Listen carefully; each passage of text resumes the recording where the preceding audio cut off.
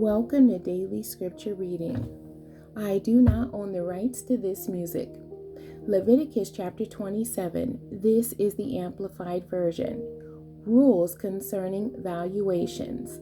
Again, the Lord spoke to Moses, saying, Speak to the children of Israel, and say to them, When a man makes a special vow consecrating himself or a member of his family, he shall be valued according to your established system of valuation of people belonging to the Lord. That is, the priest accepts from the man making the vow a specified amount of money for the temple treasury in place of the actual person. If your valuation is of a male between 20 and 60 years of age, then your valuation shall be 50 shekels of silver, according to the shekel of the sanctuary. Or if the person is a female, then your valuation shall be 30 shekels.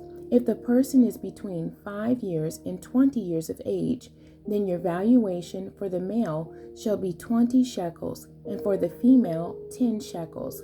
But if the child is between 1 month and 5 years of age, then your valuation shall be 5 shekels of silver for the male and 3 shekels for the female. If the person is 60 years old and above, your valuation shall be 15 shekels for the male and 10 shekels for the female.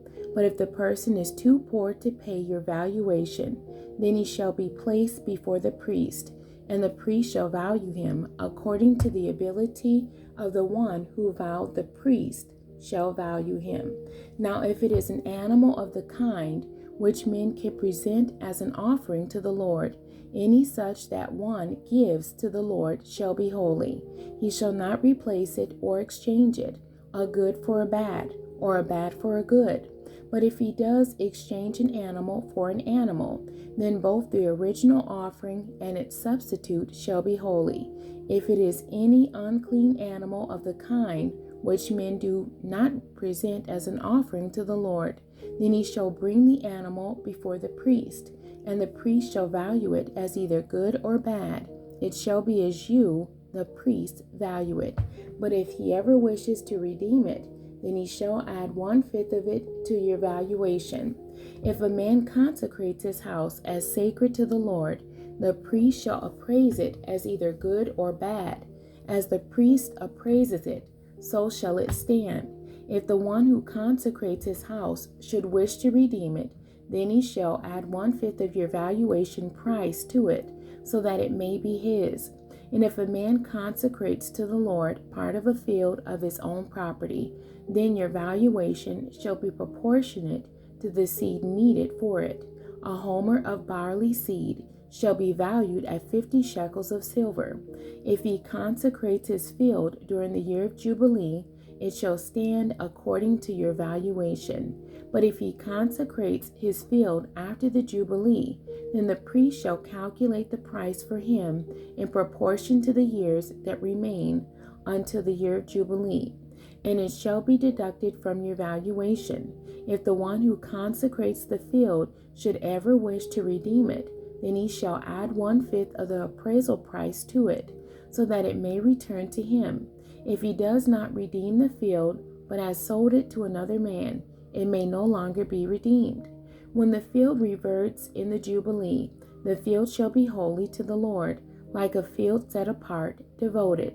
The priest shall possess it as his property. Or if a man consecrates to the Lord a field which he has bought, which is not part of the field of his ancestral property, then the priest shall calculate for him the amount of your valuation up to the year of Jubilee.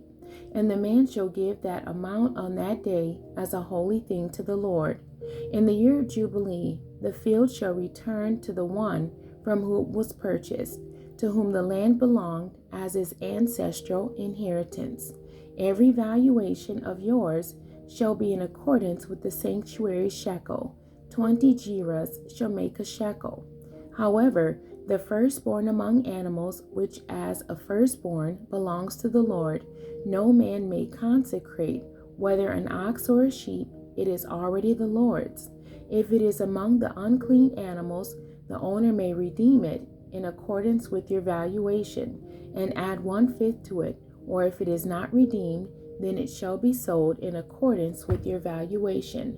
But nothing that a man sets apart, that is, devotes as an offering to the Lord out of all that he has, of man or of animal, or of the fields of his own property, shall be sold or redeemed. Anything devoted to destruction, banned, cursed, is most holy to the Lord. No one who may have been set apart among men shall be ransomed from death. He shall most certainly be put to death. And all the tithe, 10th part of the land, whether the seed of the land or the fruit of the tree, is the Lord's. It is holy to the Lord. If a man wishes to redeem any part of his tithe, he shall add 1/5 to it. For every tithe of the herd or flock, whatever passes under the shepherd's staff, the 10th one shall be holy to the Lord. The man is not to be concerned whether the animal is good or bad, nor shall he exchange it. But if he does exchange it, then both it and its substitute shall become holy. It shall not be redeemed. These are the commandments which the Lord commanded Moses on Mount Sinai for the children of Israel. The end. God bless you, and thank you for joining me today.